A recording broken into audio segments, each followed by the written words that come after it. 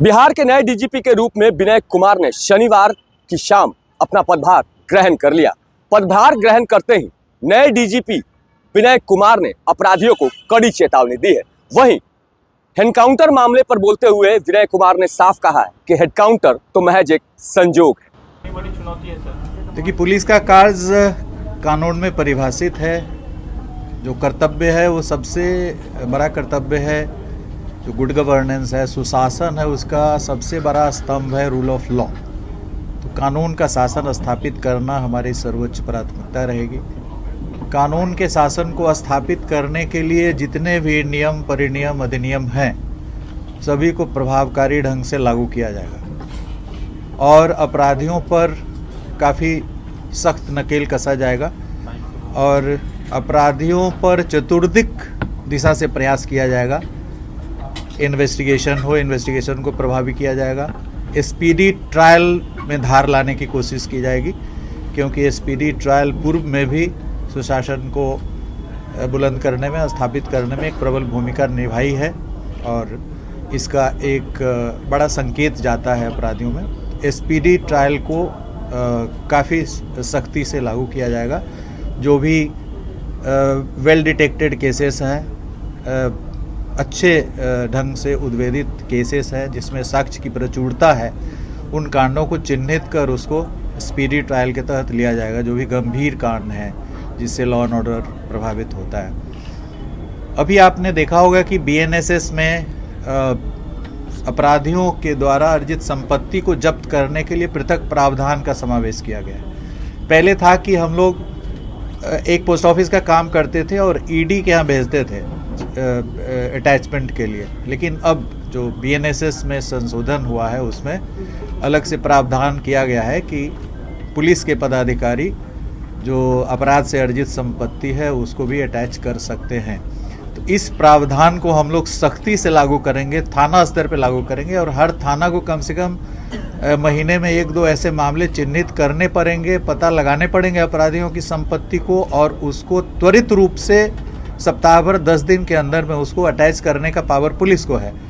तो उसको हम लोग सख्ती से लागू करेंगे। जो नया प्रावधान आया है अभी बीएनएसएस में, जो पहले हम लोग ईडी के माध्यम से कराते थे, अब पुलिस जो पहले सीआरपीसी की धारा 102 में हमें सख्ती थी, अब बीएनएसएस में उसको और विस्तारित किया गया है और उसमें प्रबलता, प्रखरता लाई गई है। उसका हम लोग प्रयोग करेंगे भरपूर ढंग से और उसका तुरंत हम लोग प्रारंभ करा देंगे। इसके बाद जो आर्म्स एक्ट के अंतर्गत, उसके बाद फिर जो एनडीपीएस के अंतर्गत है या लीकर जो हमारा प्रोहिबिशन एक्ट है उसके अंतर्गत जो केसेस दर्ज हो रहे हैं, उससे जो संपत्ति अर्जित कर रहे हैं उसको भी लिया जाएगा इस दायरे में। और बड़ा आसान है उसको पता करना कि हमारे जितने चार्जशीटेड लोग हैं, जो चाहे प्रोहिबिशन एक्ट में हो, एनडीपीएस एक्ट में हो, उनकी संपत्ति का पता किया जाएगा। संपत्ति को पता करने के भी तौर तरीके बहुत सारे, अब सिर्फ इंटेलिजेंस पे नहीं लेकिन बहुत सारा डेटाबेस है, उससे हम लोग पता कर सकते हैं। और इन सभी चीज़ों को सिर्फ अनुसंधान करना ही हमारा काम नहीं होगा, बल्कि अपराधियों के द्वारा अर्जित संपत्ति पर कड़ा प्रहार करना पड़ेगा। तो जो भी केसेस दर्ज हो रहे हैं उसमें जो बैकएंड्स पे भी और फॉरवर्ड लिंकेज और बैकवर्ड लिंकेजेज है वो देखा जाएगा कांडों में कि backward linkages and forward linkages पे काम हुआ है या नहीं हुआ है। यदि नहीं हुआ है तो उस पर कड़ी कार्रवाई की जाएगी और गहन समीक्षा की जाएगी कांडों की। और कांडों की समीक्षा, मैं 9 साल लगभग सीआईडी में रहा हूँ, तो केस की समीक्षा कैसे की जाएगी उसका अनुभव हमें पूर्व से भी प्राप्त है। तो केसेस की समीक्षा वार फुटिंग पे कराएंगे और जो भी आईओ इसमें वांटिंग पाए जाएंगे, जो पाए जाएंगे लापरवाह, सुस्त पाए जाएंगे, उनको डिसमिसल की कार्रवाई की जाएगी। भारी संख्या में हम लोग रूथलेसली उनको निकाल देंगे पुलिस से। नहीं होता कि हमारा मूल अपराध नियंत्रण हमारा मूल उद्देश्य है।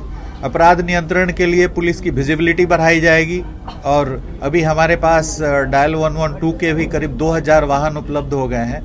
तो डायल 112 हो या थाने के अंदर जो पेट्रोलिंग व्हीकल्स है, रोड पेट्रोल्स के लिए भी व्हीकल्स खरीदे गए हैं। तो ये जितने भी प्रकार की पेट्रोलिंग है, beat road patrolling, beat foot patrolling, beat शहरी पेट्रोलिंग हो, और पदाधिकारियों को सड़क पे दिखना चाहिए, उनकी विजिबिलिटी हम लोग देखेंगे। जो भी डीएसपी हैं, इंस्पेक्टर है, they should be seen on the road.